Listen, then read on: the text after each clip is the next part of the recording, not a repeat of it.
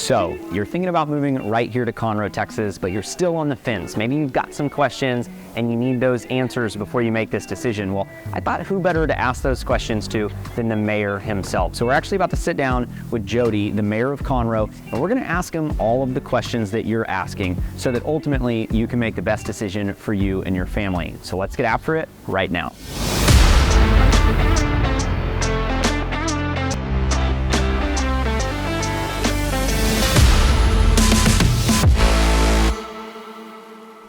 Thanks for sitting down with us today. Yeah, thank you for having me. The people here, I think the goal of today's video was to just really show them, what it's like to be part of Conroe, what it's like to live in Conroe. Obviously, we do these videos all the time, and I thought who better to hear from than the mayor himself as to, really just an informal sit down of what do you love about Conroe. And so that's my first question, what do you love about Conroe? Yeah, well, first of all, I'd like to welcome you guys to the miracle city, Conroe, Texas, which I like to think is the most wonderful city in America. So thank you for having me today, and welcome to our community. Conroe, as we spoke earlier, it's got it all. This is truly the land of the lakes and the river and the national forest. We're surrounded by our northern border is Sam Houston National Forest, which is 160,000 acres of pristine parkland, trails, ATVs, motorcycle, fishing, kayaking, hunting, whatever you like to do, bird watching. And then our southern border is the Woodlands, which has some of the nicest retail shopping and restaurants in the country. We are actually in historic downtown Conroe, which was established in the early 1900s after a town was originally built as a rail town and then a timber town. And then we had an oil boom here in the 30s, which produced more millionaires per capita than anywhere in the country. And that's where a lot of this beautiful architecture is left from that history. And as you've seen, we've done a good job revitalizing our history and our culture here. Yeah, I want to reiterate that. I grew up here. I'm fifth generation, born and raised. Family's been here since the 1800s. And, I've always wondered, why isn't Conroe, coming to life? Why isn't it revitalized? It's so cool. It's got so much potential. And it's been really cool moving back here to see it finally taken shape. I wanted to meet here today. We're at Moco Food Hall. And the reason I wanted to meet here is because it really embodies kind of that next generation of what Conroe is, what it can be. It's not trying to be any of these other suburbs, I don't feel. I feel like it's maintaining its authenticity, but we're kind of getting to see, a new face of it. And so yeah, why do you live in Conroe? That was another question I had. I grew up in Marlin, Texas, around Waco, and went after a tour on the professional rodeo circuit. I was a professional bull rider for 2 years of my life, and after touring the country, decided I needed to grow up and retire. And my father had gone to Sam Houston State. He's my family's Polish immigrants, descendants of Polish immigrants, and so went and finished school at Sam. Met my wife. She was from Humboldt, Texas, and had a lot of friends and fraternity brothers. We were Delta Tau Delta fraternity brothers, and had a lot of friends from the Conroe and Willis area. And I would come down and hang out on the lake and do a little water skiing, and a little fishing, and a little bit of partying. So I kind of fell in love with Lake Conroe, and it lured me back to this beautiful city. Yeah, and what did you do before being mayor? I still have we own MHW. We syndicate real estate investments, and we do single family subdivisions. We do a lot of industrial, medical, and then some residential housing as well. Very cool. So you've got a background in kind of what we're doing, which is really educating people on why Conroe is such a great place to live. Obviously, we both call it home, but what are some of the things that maybe Conroe has that is really a draw for people maybe looking to leave whatever situation they're in, whatever state they're in, or maybe things aren't good in the business climate or in the school climate or religious freedoms climate, whatever that is. What makes Conroe, I guess, different than the other Houston suburbs? When I ran for mayor, I'm pro-family and pro-business, and this community already had that vibe. I mean, it's a great organization. I have a group with Notre Dame University right now doing a study on Conroe and the government of how the civic organizations, the churches, and government all work together, because that's what built America. And if you want a prime example of what America should look like, I believe it's Conroe, Texas. Gotcha. Do you feel like people coming here from other places are going to be accepted when they come here? Absolutely. I know that's a question we get a lot. You walk down Main Street, look at the proprietors in this food hall right here. We have African-American female, African-American male, some of my good Cajun brothers from Louisiana that own a business over there. I mean, it's diverse and very much open to business. Conroe is very similar to Houston. If you have ethics and you have hustle, you know, it doesn't matter if you're a Roman Catholic, Baptist, Hindu, Muslim, red, green, blue, you're going to be invited and open to do business here. So land is relatively still inexpensive. We've made our government here where we're pro-business, and we try to be deal makers, not deal breakers, and help you get your business going and provide that. You know, I looked at Conroe. I'm a promoter by heart, and this is really one of the best products that I've ever gotten to promote in my life. Well, it cool. Has it all. Cool to hear that from you, obviously being our leader, but I feel the same way, having grown up here, coming back here, seeing my business grow here and wanting to help grow the other businesses here. And so what are some things maybe Conroe does that are different than these other suburbs to incentivize business coming here? I know we've got in our vlog, we cover just the Dyson Industrial Park out there. Yeah, can you touch on that just a little bit? So your leadership here started long before myself. Let's say 25 years ago, they put together a half-cent sales tax. So when you buy a cup of coffee, a lunch, a cold beer, there's a half cent that goes into a fund to create commerce and jobs. And the leadership at that time started with our business park that is now about 1,300 acres in our business park at Conroe Park North, all national and local companies. And then we built a tech park about 10 years ago that is mainly medical and tech. And now... and that's out there with all the manufacturers? It's right by the airport. You've got an airport with customs. We can handle any jet that Hobby Airport can handle. It's surrounded by the National Forest, so there's a nice little buffer there. And you're between a business park and I-45 and the Union Pacific Rail Line, which is one of the major rail lines that cuts through the U.S. So you start thinking about logistics, transportation, the airport, and then, you know, people are moving here more or less because of quality of life, and you know, this is America. Yeah, no, and I mean, I've seen that, we've seen that, people watching this, the reason they do is because they're having those questions, those thoughts, they've, you know, have some kind of reason for getting on YouTube and typing in Conroe, Texas, or, you know, Houston, Texas, and so, yeah, that's really the goal of this. I mean, we've touched on it a little bit, but what do you think makes Conroe really special? I mean, is it the vibe? Is it the environment? Is it what it has to offer? And it's got it all. You've got the new and the old. You know, if you're an investor, you're a developer, you're a family, you like new business, you want to create something from the ground up, there's plenty of opportunity to do that. What the general public doesn't really know about Conroe is Conroe, the ETJ of what this city will grow into probably in the next 30 or 40 years. It's 350 some odd square miles. So Houston is about 600. So I really think you're looking at the Houston Conroe Metroplex when it's all said and done. And all of it, like I said, you've got a beautiful lake, 26,000 acre lake right in the middle. You've got I-45 up the gut. Your east-west corridor is Highway 105, which also has a BNSF rail line. So for transportation, quality of life, logistics, aviation, it's got it all.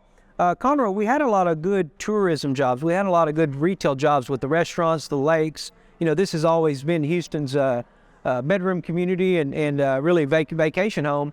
And now the population has really grown out to Conroe to where, you know, we're separated by the woodlands. But we have plenty of land to continue to grow.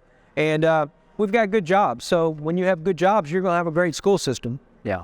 Yeah, no, I mean, all that, I'm glad they're hearing it from your voice. I completely agree with that. And I just think that, you know, Conroe, you know, if we want to touch on some points that Conroe has to offer that other places don't, you know, one of them is going to be the trees, right? If you're looking on Houston, it's really not till you get to that north side, you get the beauty of the trees. We've got one of the only 3 real big boatable lakes in the Houston area, and I would say Conroe is probably the most desirable.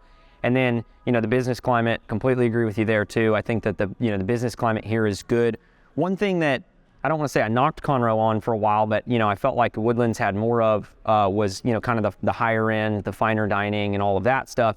But what's been great to see in the past couple of years is, like I said, you know, Mocha Food Hall. Now we're starting to see a lot of new development here, and I think it is a great opportunity for entrepreneurs looking to maybe relocate their business or come here and plant here. So what do you see? You mentioned the future of Conroe. You know, what does Conroe look like in the next 10, 20, 30 years, and then how do we keep it from becoming what, you know, people are leaving. You know, you mentioned trees. We've got one of the most extensive buffers and tree ordinances. That's what we're known for. So we definitely want to keep our quality of life. The environment here, as I mentioned, had a lot of tourism jobs, had a lot of mid-level manufacturing, medical, nursing jobs, and then recently we partnered with Hyatt, and we're building in your subdivision. We built right down the street. Hyatt Regency Hotel and Convention Center. You have Margaritaville out on the lake, and so we're starting to bring conventions to the area. And what you're going to see, similar to the hotel, the Marriott in the Woodlands, you're going to see a Class A office environment. There's about That's where I office, by the way. 300. I'm right there. You're right there in Marcel. Yeah. There's about 300 acres right there around that hotel within about a half-mile radius that's ready to go for Class A office, hospitality, retail, and medical. You know, not to mention you got HCA Hospital, which is the biggest hospital provider in the country, right across the street. And then you've got the medical district to the south right there at Methodist Hospital, which is also in Conroe. And so as we look forward, I guess, what does Conroe start to take shape? What's like the next iteration of Conroe? I don't know if we can answer it, but we can try. I think you're going to see the airport continue to develop. I feel like probably in the next 5 years you'll be able to catch a passenger flight. It's great right now if you've got a nice corporate jet or airplane, but you're going to continue to see more travel out of the airport. The lake has just gotten started. I mean, you can't create a lake. The ex-mayor of the Woodlands, Gordy Bunch, is a friend of mine, and we talked about the qualities of life and amenities. You can't reproduce a lake. You can't reproduce an airport. And this is a real city. I mean, you've got a real main street, real history, and the Woodlands is a great neighbor. It's a master plan community. It's a model that was drawn up by a very wealthy visionary. And to me, they're one of the best neighbors you could have in the country. Yeah. But when you start talking about 350 square miles and lakes and rivers and history and a real downtown, it's just it's two different. It's apples to oranges. Yeah, and I get that. When we were moving back here about 4.5 years ago, I grew up and lived in Conroe over in River Plantation, but I went to private school in the Woodlands, and so I kind of had 1 foot in one foot in the other, and I feel like I've got a really good take on kind of what makes them both special. And you're right, the Woodlands is highly curated and almost manufactured, whereas here it does feel authentic. And so, even as, the Thursday nights, sip-in shops we talk about in our vlog, but people really coming out and, experiencing the community aspect, not just going to a nice dinner by yourself, but, I watched you walk in here shaking hands. Obviously you're the mayor, so that helps, you've had a chance, but even if you're not the mayor, I mean, I feel like there's that friendly reception here when you're walking around. It's easy to get to know each other. And I feel like it's in the air. I don't want to pin anything on the Woodlands, but it is a different vibe in Conroe. It feels a little more laid back. It feels more friendly, a little more casual. And that doesn't necessarily mean that there aren't, professionals here. It just means that the culture's different. Do you agree with that? Well, you're Frank Jackson that I shook his hand. He owns the table in Bagley. He's a local entrepreneur that we really helped nourish his vision, and he's opened his business. This right here, this was a product. I've got a friend in Houston that used to work with me at Moody Ram and Interest, large real estate firm, and we started studying some of the food hall models there of Bravery and Conservatory, and the owner, on Mike, we recruited him to come down here to Conroe and open a food hall. Yeah. Himself and the landlord could not work out a lease arrangement, so they end up opening up this on its own. So a lot of these downtown businesses were local entrepreneurs that we helped out, and they prospered. And now there's guys here that own 3 or 4 different businesses, and this happened in 3 years. So yeah, it's you've happened got people quickly. Coming from the outside, and then I've seen we've got a lot of talent here locally. That, like I said, we've fertilized and watered real well, and now the flower is blossoming. Do you think y'all did anything, during the kind of COVID area that set Conroe apart? Because it seems like we had a huge influx of people moving here. I think it's obvious that there was more freedom here than other parts of the country, but yeah, is there anything you want to touch on that? It blew up. We kept our businesses open. Myself and our county judge, Mark Keogh, we felt that if you wanted to get out and you wanted to go to dinner, you wanted to go to work, this is America. God bless you. If you want to stay at home, if you were concerned with COVID, and you want to stay at the house, you could. But we were open for business, and our businesses didn't take near of a hit like some of our neighbors to the south, and they continue to thrive. Yeah, and then you touched on it too. But downtown specifically, what does that look like, just from a visual standpoint? I know there's a lot of projects going on down here right now. I'm probably not as familiar with them as you are. So I was kind of curious, people watching, what is Conroe going to look like? Because it is a small town. It's got that historic feel. I like that they're keeping the roots, but I see a lot of buildings going up. Yeah, you've had a Foss Brewery recently opened here. We've got a new meadery here, the Firm that's opened up, Pacific Yard House, Red Brick Tavern, Honor Cafe, multiple new restaurants, a lot of new bars, wineries, and this all was mainly law offices on the ground floor of this retail up until 5 years ago. And just by embracing the local community, we've had a couple people that have sold their businesses and reinvest all their earnings into downtown Conroe. You see there's a new mixed-use project about to start next door through Curtis Lindsay, and then there's another office condo project that's about to start a block over. So yeah, it's on fire. And you're going to see people actually living in downtown Conroe. That's something I found interesting. Obviously, growing up here, it's different. At downtown Conroe is where you go to like a cool old shop, or you go to the Crichton Theater, but it's not where you lived. So, well, you'll like this being in real estate. I saw in Houston 10 years ago, they did an incentive during downtown Houston, and Discover Green was developed, and they did a $25,000 per door unit incentive. Marvin Finger and Gerald Hines both built towers there, condo towers there along Discovery Green. We basically took their model and did the same thing here in Conroe. So right now we have up to $15,000 per unit incentive for lofts, condos, townhomes, and we need more residential housing. We've got a good boom here for people coming in, but not many people live right in downtown because there's not much housing available. Yeah. Myself, I live in Tanglewood, which is right north of here. And these are beautiful neighborhoods. If you drive through Tanglewood right now, remember what the Heights went through 20 years ago, or Edu literally 10 years ago. Same thing is happening here. You can buy these cool old homes with real neat architecture for $200, $250, and you put $100,000 into them and turn them into your dream home.